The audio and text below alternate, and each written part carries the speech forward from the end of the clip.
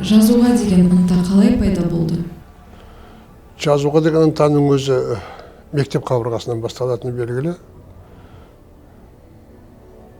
5-6 класстарда бір Қазақстан пионер деген газетті алатын тұғымыз, тегін әкеп беретін мектепке.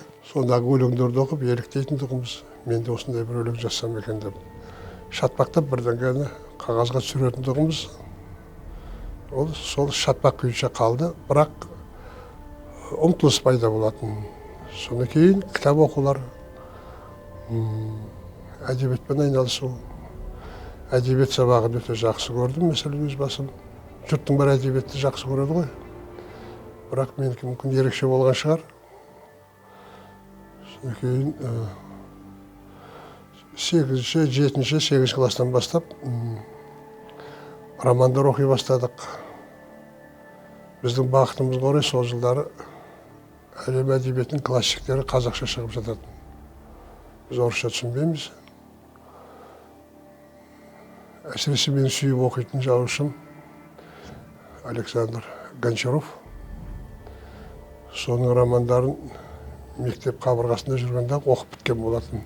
Соған еліктеп бір әңгімелер жазған Мақташылар деген. Ол үйде тұр әлі. Міне сондай себептерменен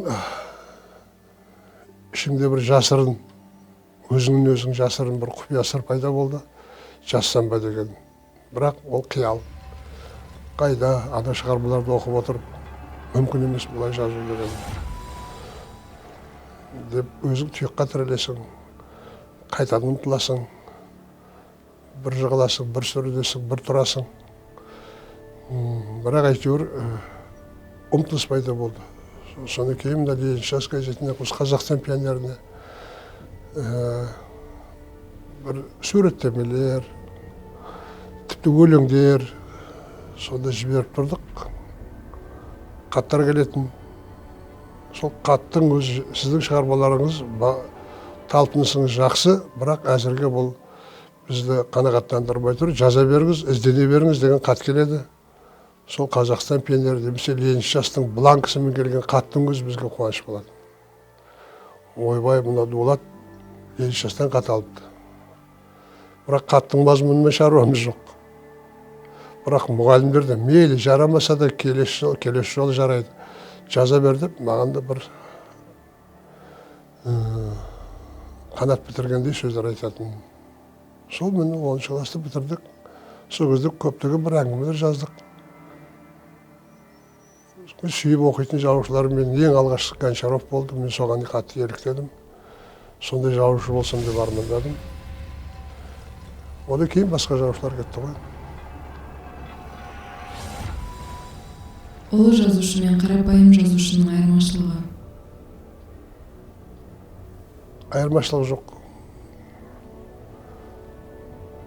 Ұлы жазушы өзін күнделікті ұлы жазушы деп есептеп отырмайды ғой. Жазды, баспаға берді, кітап болып шықты. Одан кейін бітті, ол жазушының онымен қарым-қатынасы үзіледі. Менің өз басым ең бір қуанатыным, қиналып бастаған шығармаңның бітуі. Соңғы нүкте қойғанда түн жарым бола ма, таңға жуық бола ма, сол кезде не есіктің алдына шығып, немесе балконға шығып, дүниенің бәрін ұмытып, өзің риза болып тұрған сәтің жазушының ең бақытты сәті. Одан кейін ол бітеді. 10 минут, 15 минуттан кейін баяғы қалпыңа түсесің. Ешқандай бір ұлы жазушы, мен ұлы жазушымын деп айтқан емес, сезінген емес, бірақ ішкі потенциалын білетін, бірақ қарапайымдығын сақтап қалған жазушы ғана ұлы жазушы деп есептеймін. Ал ұлы жазушымын деп менсінбей немесе асқақтап жүрген жазушы ол ұлы жазушы болуы мүмкін емес. Ондай қасиет өмірдің басқа саласына керек шығар. Ал шығармашылық адамға, суретшіге, сәулетшіге, композиторға мен ұлымын деген сезімнің кіруі қиын. Содан кейін ұлы жазушылар деген, ұлы ақындар деген көбі мол болып кеткен сияқты, көбірек болып кеткен сияқты. Бұның бәрі жалған баға және жазушыны не ақынды өзінің тура жолынан адастырады деп ойлаймын. Сондықтан ұлылық пен қарапайымдылық екеуі егіз деп түсінемін өзім. Театр мен Шекспир егіз ұғымдай. Ұлы драматургтың отанында пьеса қою қалай екен? Әрине ол мақтаныш. Мен алдында сенген де жоқпын. Шекспирдің тілінде менің пьесам Лондонда қойылады деген. Бірақ факт ретінде ол жүзеге асты. Премьерадан бір күн бұрын Глобус театрына бардым, Шекспир театры. Ішін түгел араладым, ол музей. Сахнасына көтерілдім. Шағын сахна. Керемет біздің қиялымыздағыдай, менің қиялымдағыдай ұлан-ғайыр сахна болған жоқ, айналмайды да. Шекспирдің кезінде қандай болса, сол күйінше әлі тұр. Орындықтарда жай ғана скамейка. Ал бірақ сонысымен де қымбат. Сол суретке түсіп тұрған кезімде ойладым, осы рас па, өтірік па. Енді Шекспир театрының сахнасында қойылған жоқ, онда Шекспир театрында Шекспирдің шығармасынан басқа ешқандай деп шығарма қойылмайды. Солай дәстүр қалыптасқан. Тек гастрольге келгендерде ғана арендаға сахнасын беруі мүмкін. Онда да 2-3 күнге. Ал онда тек қана Шекспирдің шығармаларынан құралатын репертуар. Бірақ соның өзі үлкен бір кеудеме бір қуаныш па, бір ерекше бір жауапкершілік осындай сезім тудырды. Кешке қарай премьера деп. 14 жылы алғаш премьерасы сол апрель айында болды. Содан кейін басталып кетті ары қарай. Кітаптардың шығуы бірнеше кітаптар шықты. Бейленд тағы да бардым. Оған шейін де мен бірнеше рет болдым. Англияда менің достарым өте көп. Бәлкім Қазақстандағы достарымның көрі онда молырақ шығар. Және олардың бәрі білімді, олардың бәрі профессионал, мамандар. Талдағанда өзің таңғаласың. Ол үшін білім керек, сахнаны білу керек. Театрның тарихы бай болу керек. Орта қалыптасу керек. Біздердікіндей емес. Біздерде көбінесе үлкен театр деп жүргендеріміздің өзінің кейде мен көркем өнерпаздарға тән қасиеттерді көбірек көріп қаламын. Қалай бақыты деген өзі бір ғана сәт өзі. Mesela Лордтар палатасында отырған кезімде қабылдауында баяндамалар жасалды. Лордтың өз баяндама жасады. Одан кейін 2 лорд сөз сөйледі. Сара Коплей, ол психолог, әдебиетші. Ол менің шығармашылығым жайлы баяндама жасады. Баяндама дегенде біздердік сияқты ұзын сонар баяндама болмайды. Оларда 2 бет, 2,5 бет, қысқа, нақты. Мен оның бәрін тыңдап отырдым, бірақ анша керемет қуанған да жоқпын. Бір үйреншікті нәрсе сияқты болып қабылданды. Бірақ ерекше бір қуанған сәтім, ерекше бір мақтаныш сезімде бөленген сәтім, мен бақытты шығармын деген бір сәтім, бір 5 минутқа созылған тағы да. Соның бәрін жүргізіп отырған қара көйлек киген, өте жақсы сөйлейтін әдемі келіншек. Солай о жақтан келді дағын, тура мен осындай креслода осылай отырғанмын. Алдыма келіп тізерлеп отырып, қолымды сүйіп, 2 қолымнан ұстап, трибунаға жетектеп барып, трибунаға тұрғызып барып қайтқанда мен өзімді ойладым. Шынында да өзі бірдеңе бітірген сияқтымын ба өзі? Мыналар осының бәрі шын істеп жатыр ма? Деген сияқты бір ерекше бір сезім пайда болды. Мұны содан кейін бір екінші бір қуанған бір сәл бақытты мынау деп сезінген сәтім Ұлы Британияның ұлттық кітапханасында болғаным. Ол кітапхана мемлекет ішіндегі мемлекет. таможнясы бар, тексеріп кіргізеді.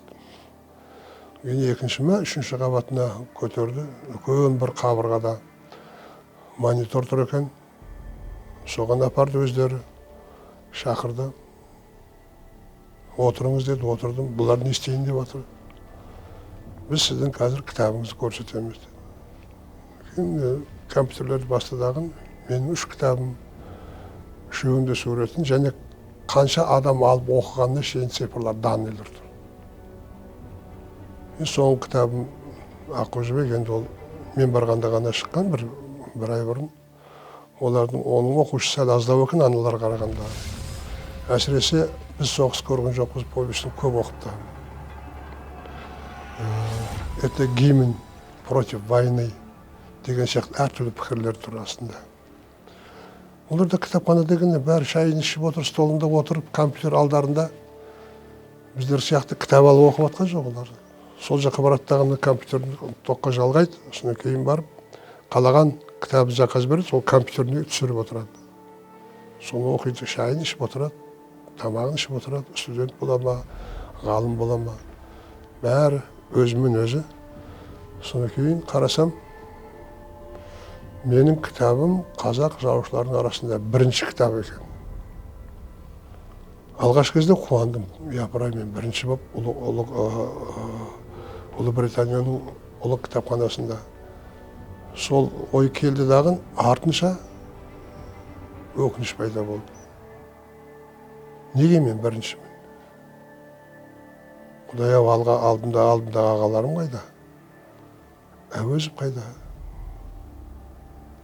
Абай қайда? Одан бұрын. Одан кейінгі мен замандастарым қайда? Әбіштер қайда? Оралхан қайда? Осы көңіліме бір шер болып қатып қалды. Неге біз әдебиетімізді насихаттай алмағанбыз? Басқа елдердің бәрі тұр. Әзербайжан қаптап тұр. Моншақты аптыр. Түркмен тұр. Қырғыз тұр. Қазақта мен бірінші.